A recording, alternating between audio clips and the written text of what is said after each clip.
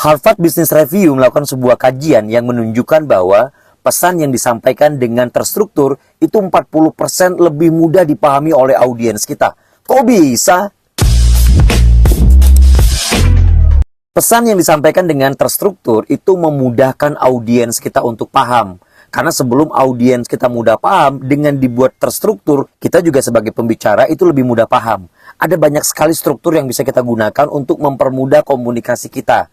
Dalam kelas public speaking, saya sering menggunakan prep point, recent example point. Tapi kali ini, saya ingin membagikan salah satu struktur, itu yang sering digunakan oleh McKinsey dalam mentraining orang-orang McKinsey sehingga mereka memiliki kemampuan menyampaikan argumentasi, ide itu dengan lebih meyakinkan. Ada namanya prinsip piramida.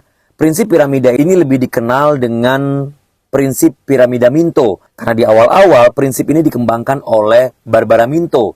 Barbara Minto ini bekerja untuk McKinsey. Sehingga sekarang dikenal dengan prinsip piramida.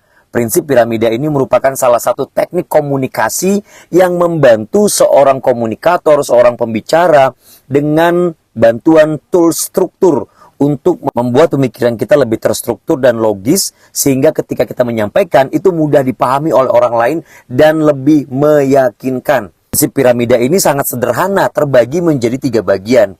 Bagian pertama, kita diajak untuk menyampaikan terlebih dahulu konklusi atau kesimpulan.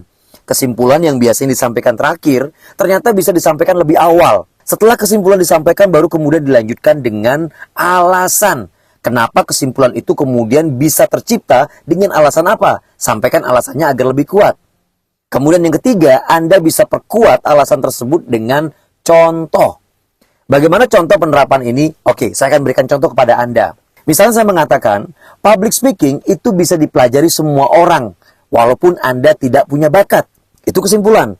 Alasannya kenapa? Karena public speaking itu merupakan ilmu, seni, keterampilan, dan penjiwaan.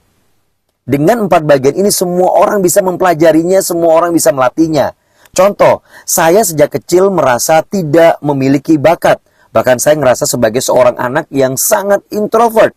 Tapi kemudian saya mempelajari public speaking karena ada ilmunya. Saya pelajari. Setelah saya pelajari, kemudian saya latih. Sampai ini menjadi keterampilan.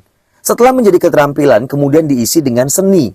Seninya bagaimana? Saya latih seperti seorang aktor. Saya latihan tersenyum, berbicara dengan smiling voice, dan gerakan tangan. Karena kan seni ya, ada gestur yang bermain. Setelah ini saya lakukan, kemudian saya sertakan dengan penjiwaan. Jadi semua orang bisa belajar mengenai public speaking walaupun tidak berbakat. Nah ini contoh menggunakan prinsip piramida yang dikembangkan oleh McKinsey. Semoga bermanfaat ya.